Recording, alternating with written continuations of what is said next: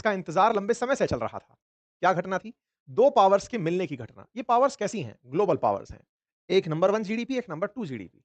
अगर दुनिया के ताकतवर देशों के समूह को नाम दिया जाता हो G7, G8, G20, तो ये दुनिया की 2 सुपर पावर्स हैं। इन्हें G2 कहा जाता है और आज G2 की मीटिंग हुई है। G2 की इस मीटिंग की ये तस्वीरें हैं, जिसमें एक तरफ शी जिनपिंग अपने साथ अपने अधिकारियों को लेकर बैठे हैं, मंत्रियों को लेकर बैठे हैं, तो दूसरी तरफ ट्रंप अपने साथ लोगों को लेकर बैठे हैं। कहाँ पर हुआ ये सब? ये सारी मीटिंग हुई है एपेक समिट के भीतर। एपेक कहाँ हो रहा था? साउथ कोरिया के अंदर। ट्रंप और शी जिनपिंग दोनों वहाँ आए थे और वहाँ इन दोनों की मीटिंग प्लान हुई थी। आगे बढ़ेंगे। साथ ही साथ ट्रंप जब मिलने पहुँच रहे थे, एक कारनामा कर गए। कह गए कि अब हमें न्यूक्लियर टेस्ट करना शुरू कर देना चाहिए। इसका क्या मायना है? आज के सेशन में डिस्कस करेंगे। शी जिनपिंग से ट्रंप की मुलाकात और न्यूक्लियर धमकी, इनका कनेक्शन क्या है? जैसा कि आप सभी जानते हैं, ट्रंप रेसिप्रोकल टैरिफ लेकर आए थे, चाइना को ये कहते हुए कि आप हम पर बहुत सारा सामान भेजते हैं, हमसे सामान जब आता है तो टैरिफ लगाते हैं। आपके ऊपर हम फेंटेनिल के कारण आप हमारे बराबर आने की चेष्टा रखते हैं, इस कारण आप पर टैरिफ लगाएँगे। बढ़ाते-बढ़ाते 145% तक ये टैरिफ ले कहते हैं गए। कि नहीं, नहीं हम कर लेंगे, एपेक समिट में तो आ ही रहे हैं, शी जिनपिंग से मुलाकात करा दीजिएगा। APEC summit Asia Pacific economic corporation के नाम से हो रही मीटिंग थी जो साउथ कोरिया ने होस्ट की थी। इस मीटिंग में भारत शामिल नहीं होता। पहले आसियान की बैठक थी, उसमें हम लोग शामिल हुए थे, वर्चुअली शामिल हुए थे। ट्रंप अपने देश से निकल कर के पहले मलेशिया आए थे, आसियान बैठक को अटेंड किया, फिर आप जापान गए, फिर आप साउथ कर कोरिया रहा गए है। और साउथ ट्रंप कोरिया इसी सारी मीटिंग के बीच में पहुँचते हैं साउथ कोरिया और यहाँ पर एपेक की बैठक को जॉइन करते हैं। सबसे पहले इनका वार्म वेलकम होता है, रेड कार्पेट वेलकम होता है। इनके वेलकम के साथ में इनके सम्मान में राष्ट्रगान का बजना, इनके लिए सारी तरह की सुविधाओं का होना, इनके सम्मान में और इनके सब तरह से इनको अच्छा फ़ील कराने के लिए राष्ट्रीय जो सबसे महत्ता के अधिक अधिक महत्ता के जो पुरस्कार हैं, वो इनसे नवाजा गया। इनको एक सिम्बॉलिक गिफ्ट भी दिया गया, जो कि कोरिया के द्वारा अपने सबसे बड़े तरीके से मतलब सम्मान में दिया जाने वाला जो गिफ्ट है, वो इनको दिया गया। इसके लिए इन्होंने बहुत सारी धन्यवाद वगैरह जो है, वो भी किया। लेकिन ये असल में साउथ कोरिया के लिए यानी एपेक के लिए नहीं आए थे। इनका असल मकसद था कि ट्रंप से मुलाकात करनी है। तो ट्रंप सॉरी माफ़ी चाह रहे हैं। इनका असल मकसद था शी जिनपिंग से मुलाकात करनी है। इस बात को इन्होंने अपने ट्वीट में भी लिखा, ट्रुथ के ऊपर लिखा कि very much looking forward to my meeting with president Xi of China, it will take place in few hours. ये लगातार अपनी क्यूरियोसिटी को ज़ाहिर करते जा रहे थे कि मेरी उनसे मुलाकात होने वाली है। उन्होंने अपनी तरफ से एक ट्वीट किया और कहा कि रशिया और चाइना नंबर 1 पर तो सबसे अधिक न्यूक्लियर वेपन अमेरिका ही रखता है, दूसरा रशिया रखता है, तीसरा चाइना रखता है और तीसरा नंबर पर जो चाइना है, वो जिस तरह से न्यूक्लियर परीक्षण किया जा रहा है, एक दिन वो अमेरिका से आगे निकल जाएगा। 5 साल के अंदर-अंदर वो अमेरिका के पार पहुँच जाएगा। ऐसे में मेरे पास अब कोई चॉइस नहीं बची है और इस चॉइस के ना होने के चलते मैं अपने डिपार्टमेंट ऑफ वॉर से, क्योंकि जो रक्षा मंत्रालय होता था अब इन्होंने इसका नाम डिपार्टमेंट ऑफ वॉर रख दिया है, उनसे कहा है कि खूब सारे न्यूक्लियर टेस्ट करो क्योंकि हमें औरों को भी रोकना होगा, अदरवाइज वो लोग आगे निकल जाएंगे। अब आप पूछेंगे इस ट्वीट का मायना क्या है? देखिए, दुनिया भर के देशों ने जब न्यूक्लियर वेपन बनाने की होड़ मची, तब एक यूएन की मध्यस्थता में एक ट्रीटी रखी गई जिसका नाम कॉम्प्रिहेंसिव टेस्ट बैन ट्रीटी था। डिसाइड ये हुआ था कि दुनिया का कोई भी देश न्यूक्लियर परीक्षण नहीं करेगा। परीक्षण नहीं हुआ तो पता भी नहीं होगा ना किसी को कि उसके पास न्यूक्लियर बॉम्ब बना है या नहीं। परीक्षण का असल उद्देश्य यही होता है कि एक ही हाँ, बार हमारे दुनिया में उपयोग हुए हैं और वो भी हिरोशिमा नागासाकी पर अमेरिका द्वारा। लेकिन उसके बाद में दुनिया भर के देशों ने न्यूक्लियर बम बनाए तो सही, लेकिन कभी किसी ने एक-दूसरे पर चलाए नहीं। लेकिन फिर भी धमाके पूरे हैं और इज्जत पूरी है। ऐसा क्यों? क्योंकि ये खुद के देश में ही चला लेते हैं। चला कर के दुनिया को बताते हैं, देखो हमने चला लिया है। इसका मतलब जब हमने अपने पर चला लिया तो तुम्हारे ऊपर भी चला देंगे। तो विदित रहे कि न्यूक्लियर बम है हमारे पास। बस इस जानकारी को ऐसे समझ लो कि आप अपने घर के बाहर कुत्ता बिठा दो या फिर आप कैमरे लगा दो, दुनिया को ये बताने के लिए कि अगर चोर साहब अगर आप आए, तो आपको कैमरा देख रहा है या कुत्ता काट लेगा टाइप से, है ना? बिवेयर ऑफ डॉग करके बिठा दिया। ट्रंप ने भी इसी तरह से दुनिया भर के देशों, ट्रंप से मतलब अमेरिका के लोगों ने, राष्ट्रपति ने और ये जितने भी 5 न्यू P5 कंट्रीज़ हैं, उन्होंने डिसाइड किया कि हम लोग एक कॉम्प्रिहेंसिव टेस्ट बैंड ट्रीटी लेकर आएँगे 1996 में और कहा गया कि दुनिया के देशों से कह दो कि कोई भी परीक्षण नहीं करेगा। परीक्षण नहीं करेगा इसका मतलब किसी के पास न्यूक्लियर बम नहीं है। दुनिया के देशों ने इस बात की सहमति नहीं दी। कहते हैं कि 193 देशों में से बहुत से देश लगभग 3/4 कंट्रीज़ तैयार हो गए थे कि हाँ साहब हम नहीं करेंगे। लेकिन जिनसे सबसे ज़्यादा अपेक्षाएँ थी, जैसे भारत था, जिससे की अपेक्षा थी कि हाँ भाई तुम भी साइन करो, इन्होंने इनकार कर दिया। इन्होंने कहा कि आप हमसे तो साइन करा रहे हैं, लेकिन जिनके पास न्यूक्लियर वेपन है उनके लिए आपने कोई भी डिसीजन नहीं लिया। परमानेंट 5 मेंबर्स ही रख सकते थे न्यूक्लियर वेपन, बाकी सबको अपने न्यूक्लियर वेपन खत्म करने होंगे। इंडिया ने कहा ऐसा नहीं होगा। अगर आप सब लोग खत्म करते हो तो हम खत्म करेंगे, अदरवाइज़ हमारे बनाने का फ़ायदा क्या होगा? बस यहीं से लेकर के सीटीबीटी चली आई। हालाँकि तब एक नियम बना कि अब जिनके पास इतने बम हो चुके, अब और परीक्षण ना करें, शांति रहेगी दुनिया में, होड़ नहीं मचेगी। ट्रंप अचानक आकर के ये जब लाइन बोलते हैं कि हम तो खूब बम फोड़ेंगे, ये फिर से हथियारों की होड़ को बढ़ा देगी और ऐसी हथियारों की होड़ रूस और चाइना के साथ-साथ और देशों को भी उस होड़ के अंदर आगे ले जाएगी। लेकिन बड़ा सवाल ये है कि ये इनके सामने इस बात को बोले क्यों? असल में कहीं पे निगाहें और कहीं पे निशाना था। निशाना कैसे? असल में निशाना पुतिन के ऊपर था। पुतिन के ऊपर क्यों था? क्योंकि पुतिन महाशय इन दिनों अपने आप को इस पूरी मीटिंग के अंदर सिग्निफिकेंट बनाए रखने के लिए कुछ धमाके कर दिए हैं।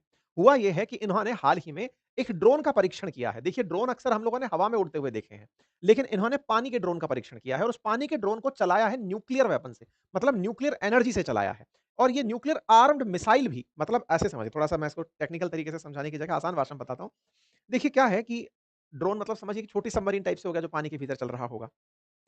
न्यूक्लियर एनर्जी से चलने का मतलब है कि उसके चलते समय किसी भी प्रकार का एमिशन बाहर नहीं आएगा, साउंड प्रूफ होगा, तो आपको आवाज़ सुनाई नहीं देगी। ऐसे में वो कहीं भी जाकर के बम धमाके कर सकते हैं। ये तो न्यूक्लियर पावर के फ़ायदे हुए, क्योंकि अगर आप डीज़ल का फ़ायदा लेंगे या फिर पेट्रोल से चलाएँगे अगर आप सबमरीन्स को, तो उनके बबूले से आपको पता चल जाता है कि सोनार कैच कर लेता है कि सबमरीन कहाँ चल रही है। दूसरा है, मिसाइल के अंदर ही न्यूक्लियर एनर्जी लगा दी आपने। मतलब क्या होता है? मिसाइल को कई बार आपने उड़ते हुए देखा होगा, तो मिसाइलों के पीछे आग लगी रहती है ना? कहते हैं कि अगर रॉकेट के पीछे आग नहीं लगेगी तो खाक उड़ेगा। बिल्कुल वैसे ही अगर सोचिए कि आपकी एनर्जी का जो सोर्स है, जो आप उसके अंदर मिसाइल को पावर देने के लिए जो आप अंदर मसाला भर के रखे हैं रॉकेट के अंदर, अगर वो भी न्यूक्लियर एनर्जी ही हो, यानी कि न्यूक्लियर एनर्जी से ही मिसाइल उड़ करके जा रही हो, तो उसकी गति का अंदाजा लगाइए, क्योंकि कहते हैं कि न्यूक्लियर एनर्जी सबसे ताकतवर एनर्जी कंसीडर की जाती है। तो रूस ने हाल ही में क्या किया, न्यूक्लियर बम का परीक्षण नहीं किया।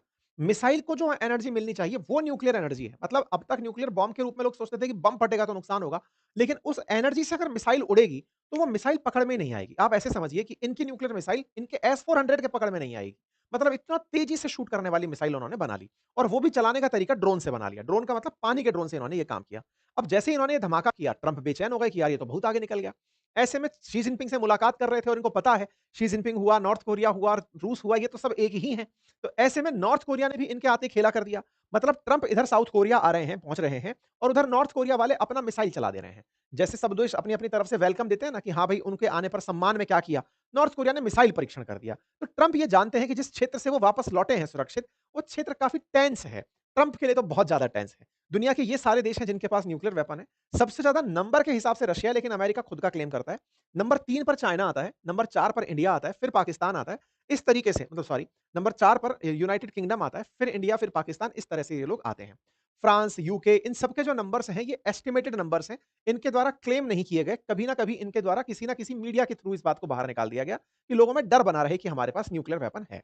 एनीवे, एक भी बम होना पर्याप्त है दुनिया में तबाही लाने के लिए, तो नंबर्स की ज़्यादा तवज्जो देने की आवश्यकता नहीं कि होनी चाहिए। चीन और खैर, अमेरिका में जो भी बैठेगी सेटिंग, उससे भारत ज़रूर प्रभावित होगा, क्योंकि एक सेंटिमेंट बनता आ रहा है कि ट्रम्प अब सबके साथ ट्रेड डील करते चले जा रहे हैं। तो देखते हैं रेसिप्रोकल टैरिफ पर इंडिया के साथ क्या होता है, वो भी आने वाले समय में पता चल ही जाएगा। एनीवे, आप साउथ कोरिया पहुँचते हैं, साउथ कोरिया में आपकी लैंडिंग होती है, आपको वार्म वेलकम मिलकर ले जाया जाता है। थोड़ी ही देर में शी जिनपिंग का जहाज भी आ जाता है। बढ़िया जहाज से आने के बाद में दोनों एक-दूसरे से मिलने के लिए बुसान एयरपोर्ट पर ही 1.5 घंटे की मुलाकात का समय ले लेते हैं। दोनों की मुलाकात की तस्वीरें आती हैं, शी जिनपिंग और ट्रम्प एक साथ कैमरे के सामने दिखाई पड़ते हैं। साउथ कोरिया के अंदर ये जो मीटिंग हुई है, इस मीटिंग के बहुत से लोगों को, देश को उम्मीदें थी कि ये मीटिंग कभी ना कभी जल्दी से होगी। मुलाकात होती है, तस्वीरें बाहर आती हैं, दोनों आपस में एक-दूसरे के साथ बैठकर बात करने बैठते हैं। चूँकि ट्रम्प जल्दी में थे, उन्हें लौटना था, इसलिए उन्होंने इस मीटिंग को किसी और स्थान की जगह एयरपोर्ट पे ही करना ठीक समझा। दोनों की मीटिंग्स होती हैं। इस मीटिंग के अंदर दोनों ने गुप्त रूप से बातचीत करी, मतलब किसी और कैमरा को वहां आने नहीं दिया। आपसी बातचीत हुई, जिसके बारे में जानकारी फिर ट्वीट से ही पता चली। कैमरा पर्सन्स ने केवल दोनों को बैठे देखा। उसके बाद की जो बातचीत है, उसमें कोई कैमरा पर्सन नहीं था, इसलिए बाहर आई बातचीत या तो ट्रंप के थ्रू आई है या चाइना के थ्रू आई है। तो ट्रंप ने निकलने के बाद अपनी तरफ से बताया कि 1 घंटे 40 मिनट मीटिंग चली है हमारी। इस तरह से ट्रंप उन्हें छोड़ने तक आए, बाकायदा शी जिनपिंग को उनकी कार तक, और फिर उन्होंने आकर के कहना शुरू किया कि देखिए, मैंने पहले ही कहा था हमारे बीच में ट्रेड डील हो चुकी है। ट्रंप ने ही अनाउंस किया कि हमने ट्रेड डील कर ली है। मैं कहकर आया था कि हमारे किसानों को सोयाबीन बेचकर आऊँगा, मैंने बेच दिया है। मैंने कहा था कि टैरिफ हटा देंगे, हमने टैरिफ हटा दिया है। मैंने कहा था रेयर अर्थ मिनरल्स चाइना वाला देना शुरू करेंगे, अब वो उसके लिए भी तैयार हो गए हैं। ये सारी बातें इन्होंने अपनी तरफ से लिख दिया कि चाइना रेयर अर्थ देने के लिए तैयार हो गया है, सोयाबीन खरीदने के लिए तैयार हो गया है, और बदले में हमने 10%, क्योंकि ये हमसे सोयाबीन खरीदेंगे, तो मैंने 10% टैरिफ कम कर दिया है। तो कुल मिलाकर के अब अगर पहले 55 था, तो अब 45% टैरिफ रह जाएगा। इस तरह से ट्रंप ने 10% की इनको मोहलत दे दी। ये जो ट्रंप की कही बात है, क्या इस पर चाइना को कोई बयान आया? देखिए, चाइना ने सम सम पहले 57 था, तो अब 47% रह गया। इनकी जो बातचीत हुई, जो ट्रंप ने अपनी तरफ से कही कि चीन अब सोयाबीन खरीदेगा, इनके बीच में डील पूरी हो चुकी है, रेयर अर्थ चीन देने को तैयार हो गया है, ये ट्रंप के बयान हैं। चाइना का इस पर अभी तक कोई बयान नहीं आया है। चाइना की तरफ से इस पर कोई प्रतिक्रिया नहीं आई है। एक प्रतिक्रिया जो आई, वो चाइनीज़ एम्बेसी जो यूएस में है, उसकी थी, और उसने क्या लिखा?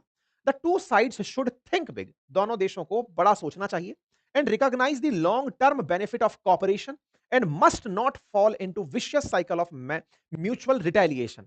एक दूसरे पर ये जो रिटेलिएट करने का नेचर है, तुमने ये किया मैं ये करूंगा, तुमने ये किया मैं ये करूंगा, इससे बचना चाहिए।